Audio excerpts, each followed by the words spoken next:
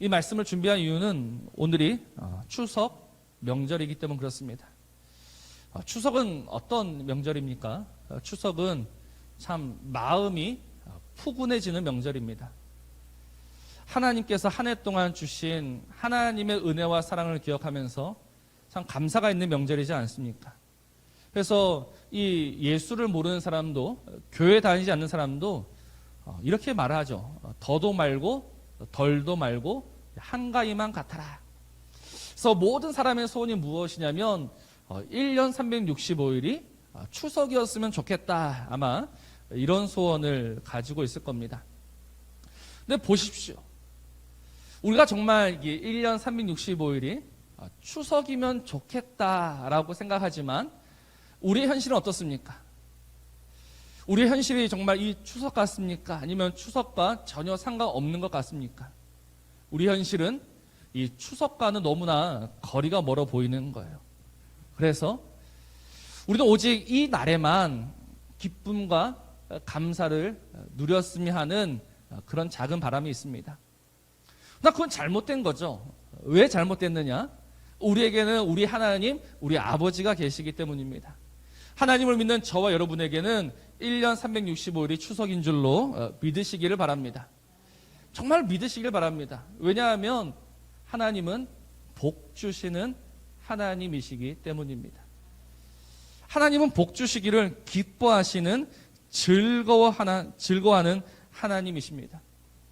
하나님은 인색하지 않으세요. 하나님은 우리하고 거래해서 내가 하나를 주면 너도 하나를 다오. 이 거래를 통해서 복 주시는 것이 아니라 하나님은 언제나 우리에게 복 주시기를 즐거워하시고 기뻐하시는 하나님이다라는 이 믿음이 우리에게 있어야 합니다. 에레미야 29장 11절 말씀입니다. 여호와의 말씀이니라 너희를 향한 나의 생각을 내가 아나니 평안이요 재앙이 아니니라. 너희에게 미래와 희망을 주는 것이다. 우리를 향한 하나님의 생각, 우리를 향한 하나님의 마음이 무엇이다? 평안이요 미래요 희망이다라는 겁니다. 이게 하나님의 본심입니다. 하나님이 오늘 우리를 부르신 것은, 하나님 오늘 우리를 자녀 삼으신 것은 모든 좋은 것을 주시기 위함입니다. 이게 하나님 마음이요 하나님의 본심입니다. 근데 지금 우리가 보고 있는 민수기의 배경 어떻습니까? 이 하나님의 본심, 하나님의 선하심으로 이스라엘 백성들이 애굽에서 나왔습니다. 그리고 이제 약속하신 가나안 땅 입구에 도착을 했습니다. 그 가데스 바네아에서 모세가 12명의 정탐꾼, 스파이를 보냅니다. 40일 동안 그 땅을 두루 살피고 오너라. 그래서 40일 동안 꼼꼼하게 그 땅을 살피고 이제 돌아왔습니다. 돌아와서 그들이 뭐라고 보고했느냐? 우리 오늘 14장을 보고 있는데 바로 그 앞에 13장 33절 말씀을 보면 거기서 네피림 후손인 아낙 자손의 거인들을 보았나니 우리는 스스로 보기에도 메뚜기 같으니 그들이 보기에도 그와 같았을 겁니다 라고 이야기합니다. 뭐라고 보고합니까? 우리는 메뚜기다.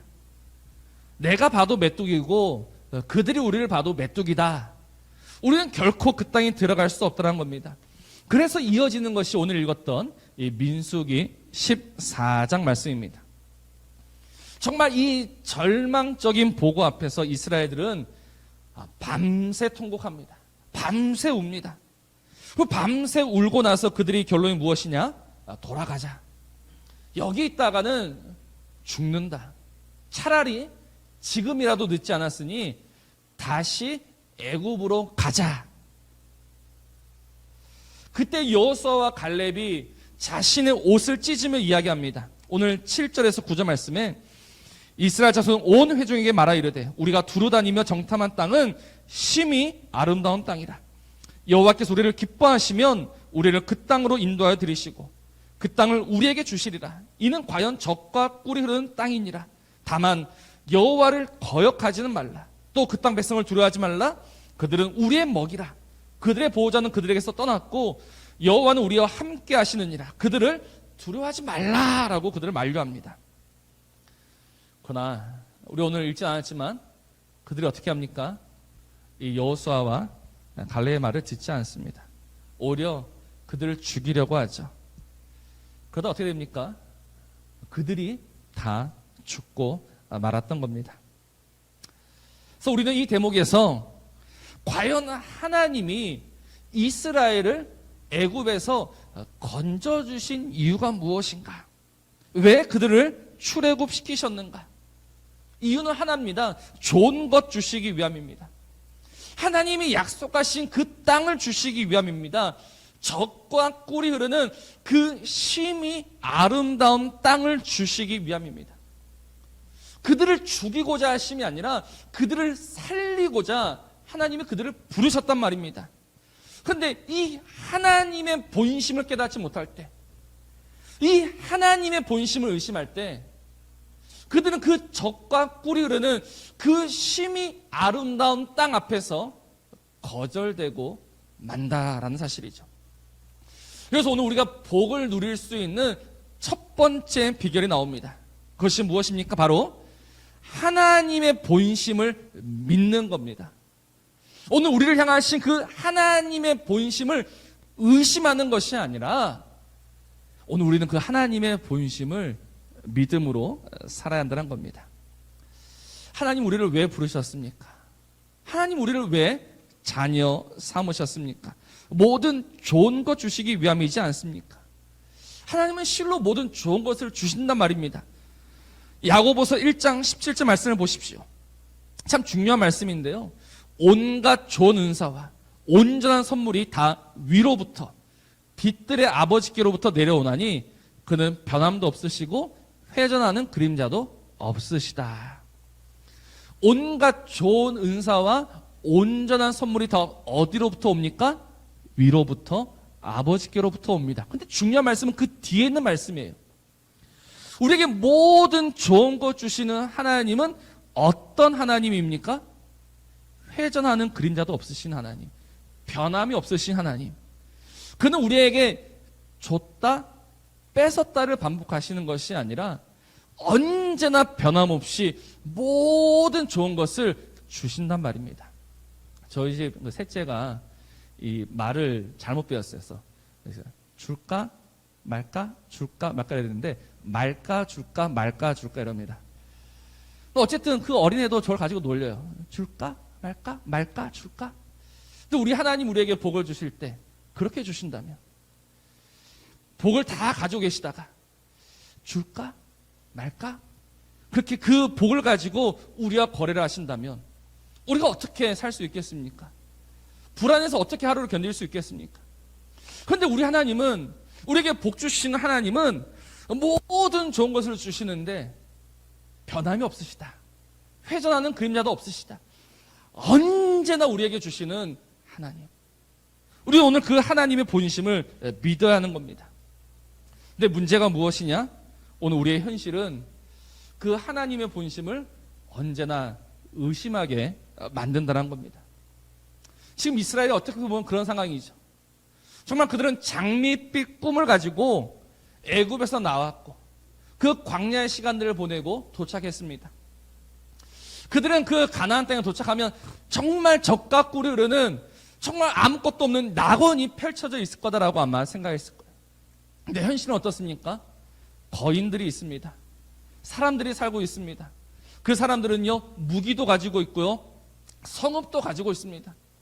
그래서 그들은 하나님의 본심을 의심하는 겁니다. 하나님이 우리를 살리시기 위하여 데려오신 것이 아니라 우리를 죽이기 위해서 여기까지 데려오셨구나. 그 현실 앞에서 그들은 하나님의 본심을 놓치고 말았던 겁니다. 사랑하는 성도 여러분, 마찬가지입니다. 오늘 우리도 이 현실 때문에 이 현실의 문제 앞에서 하나님의 본심을 언제나 의심합니다. 하나님이 살아계신다면 어떻게 나한테 이렇게 하실 수 있는가? 그러나 오늘 우리는 다시금 믿음으로 나아가야 합니다. 하나님을 의심하는 것이 아니라 하나님을 불안해하는 것이 아니라 정말 그 하나님을 주목함으로 그 하나님을 신뢰함으로 나아가야 합니다. 그럼 어떻게 해야 이 의심을 버리고 하나님을 믿을 수 있는가? 방법은 하나예요. 뭡니까? 현실이 아니라 하나님을 묵상하는 겁니다. 우리의 잘못이 바로 이 부분에 있습니다. 우리가 늘 밤낮 곱씹으며 생각하는 것이 무엇이다? 현실입니다. 근데 우리의 지혜와 우리의 생각과 우리의 능력으로 보니 현실에는 답이 있습니까? 없습니까? 없는 거예요. 그래서 좌절하고, 그래서 원망하고, 의심하고, 복에서 멀어지는 거죠. 우린 차라리 그 시간에 누구를 묵상해야 합니까? 무엇을 묵상해야 합니까? 하나님의 크심과 하나님의 선하심과 그 하나님의 사랑, 하나님의 본심을 묵상해야 한다는 겁니다. 하나님, 현실은 이렇습니다. 여전히 거기에는 거인들이 있고, 여전히 거기에는 사람들이 있고, 여전히 거기에는 큰 성들이 있습니다. 그러나 하나님, 나는 내 눈을 들어 하나님을 봅니다. 하나님을 생각합니다. 하나님을 믿습니다. 하나님, 하나님의 선하심대로, 하나님의 본심대로 우리의 삶을 이끌어 주옵소서. 그때 하나님의 복이 우리의 삶에 물밀듯이 차고 넘치게 되는 겁니다. 우리는 그 하나님을 정말 기억해야 하고 그 하나님을 더욱더 바라야 합니다. 왜냐하면 그것이야말로 오늘 우리가 복을 받을 수 있는 비결이기 때문에 그래요. 히브리서 11장 6절 말씀을 보십시오. 무엇이라고 합니까? 믿음이 없이는 하나님을 기쁘시게 하지 못하나니. 우리가 무엇으로 하나님을 기쁘시게 할 수 있는가? 믿음이라는 겁니다. 이 믿음으로 하나님을 기쁘시게 하면 오늘 7절 말씀 그대로 하나님 우리를 그 땅으로 인도하여 주신단 말입니다. 오늘 우리가 하나님께서 우리에게 약속하신 그 땅 우리는 얼마든지 들어갈 수 있단 말입니다. 그런데 이 믿음이 없어서 그 하나님의 본심을 의심해서 우리는 언제나 무너지고 언제나 쓰러지고 언제나 하나님의 약속에서 멀어지고 있습니다. 정말 이 시간 다시 한번 하나님을 묵상하시고 하나님을 신뢰하시고 하나님을 의지하심으로 하나님의 본심을 깨달아 알아감으로 그래서 언제나 하나님이 주시는 이 은혜와 복을 누리는 저와 여러분 되시기를 주의 이름으로 축원합니다. 또 우리가 복을 누릴 수 있는 두 번째 비결이 있습니다. 우리가 복을 누리는 두 번째 비결이 무엇이냐? 이제 원망을 버리는 겁니다. 원망 대신에 오늘 우리가 택해야 할 것이 무엇이다? 감사다라는 것을 기억하셔야 합니다. 오늘 우리의 현실은 우리에게 늘 무엇을 요구합니까? 차라리 원망해라. 욥의 아내가 욥에게 했던 말입니다. 욥의 현실이 얼마나 비참했으면 욥의 아내가 차라리 하나님을 원망하고 죽어라. 그게 더 낫다. 근데 오늘도 세상은 우리에게 똑같은 이야기를 합니다. 그렇게 살 바에는 차라리 하나님을 원망하고 죽어라. 그러나 오늘 우리는 하나님을 원망할 수 없습니다. 우리는 하나님을 원망하는 것이 아니라 모두가 하나님을 원망하며 모두가 하나님에게 책임을 돌리며 모두가 하나님을 떠나는 그 자리 그 순간 우리는 감사로 나아가는 겁니다. 하나님은 실로 좋으신 하나님이십니다. 그래서 신약에서는 이 원망 대신 우리에게 무엇을 명령합니까? 범사에 감사하라라고 말하는 거예요. 범사가 무슨 일입니까? 기쁜 일이겠죠. 그리고 슬픈 일입니다. 범사가 무슨 일입니까? 좋은 일입니다. 그리고 굳은 일입니다. 우리는 기쁜 일, 좋은 일만 감사하는 것이 아니라 슬픈 일과 굳은 일과 아픔과 눈물 속에서도 감사하는 하나님의 사람이 되어야 합니다. 그때 우리는 하나님의 모든 복을 받을 수 있는 겁니다. 근데 어느새 우리의 삶 속에는 이 원망이 깊이 뿌리내리고 있습니다. 오늘 이스라엘 백성들이 망한 이유도 바로 그것이죠. 하나님을 원망하는 겁니다. 하나님에게 모든 책임을 돌리는 겁니다. 하나님이 지금까지 베풀어 주셨던 그 모든 은혜는 기억하지 못하고 올해 이제 그런 건 다 잊어버리고 원망하면서 불평할 때 그렇게 그들은 스스로 죽을 수밖에 없는 겁니다. 제가 오래전에 들었던 간증입니다. 어떤 집사님이 참 어려운 시절을 보냈습니다. 그래서 이 냄비 하나가 없어가지고 하나님 정말 이 냄비 하나도 못 구하는 이 신세 이 삶을 어떻게 해야 합니까? 그래서 하나님 앞에 기도했더니 마침 옆집이 이사 가면서 그 냄비랑 몇 가지 가재 도구를 주고 갔습니다. 감사와 감격이 있었죠. 근데 이미 많은 시간이 지났습니다. 그리고 우연히 그 냄비 하나를 다시 찾게 되었습니다. 그때 많은 눈물을 흘렸다라고 합니다. 정말 그때는 그 작은 냄비 하나에 감사하며 감격하며 기뻐하면서 살았는데 지금은 자신이 가진 그 많은 것들을 봐도 감사도 없고요, 감격도 없더란 겁니다. 감사도 없고 감격도 없으니까 무엇도 없습니까? 하나님의 복도 있을 수가 없다라는 것이죠. 저도 참 그렇습니다. 저희 집 애들을 키울 때 참 마음껏 먹여주고 싶은데 잘 그러지 못할 때가 있었습니다. 근데 감사한 것이 무엇이냐면 그때마다 하나님이 정말 기가 막히게 보내주시는 거예요. 수박이 먹고 싶다. 근데 며칠 있으니까 수박이 들어옵니다. 고기가 먹고 싶다. 고기가 들어오는 겁니다. 하나님께서 그렇게 채워주시는 은혜로 살았습니다. 그때는 감사했고 그때는 감격했습니다. 근데 오늘 우리의 삶이 정말 이 현실에 점점 찌들다 보니 감사도 없고 감격도 없고, 그러니 어떻게 우리의 삶에 하나님의 은혜와 하나님의 복이 임할 수 있단 말입니까? 이스라엘이 지금 이 가데스 바네아에 올 때까지 있었던 그 시간들, 하나님이 그들에게 주셨던 은혜가 있지 않습니까? 만나가 있었습니다. 메추라기가 있었습니다. 그 메마른 땅에서 그들은 물을 마시면서 살았습니다. 하나님의 구름 기둥과 하나님의 불 기둥 아래에서 그들은 이 자리까지 왔단 말입니다. 그런데 이 결정적인 순간에 원망하다가 그들이 다 죽은 거지 않습니까? 오늘 우리의 삶에는 원망이 사라지게 되기를 주의 이름으로 축원합니다. 원망할 만하더라고 해서 원망하는 것이 아니라 얼마든지 원망할 수 있지만 그러나 믿음으로 원망이 아니라 감사를 택하며 그 감사를 통해서 하나님의 은혜와 복을 누리시기를 다시 한번 주의 이름으로 축원합니다. 마지막으로 복을 받는 세 번째 비결이 있습니다. 그것은 바로 순종입니다. 순종. 이제 하나님께서 그들 가운데 임하셨습니다. 하나님 그들을 심판하시죠. 그 정탐꾼들을 다 죽여버리십니다. 그리고 하나님께서 뭐라고 하시냐면 이제 돌아서 광야로 들어가라. 너희들은 다시 저 광야로 들어가라. 오늘 읽진 않았지만 우리 오늘 민수기 14장 40절 한번 봅시다. 민수기 14장 40절 제가 읽겠습니다. 아침에 일찍 일어나 산 꼭대기로 올라가며 이르되 보소서 우리가 여기 있나이다.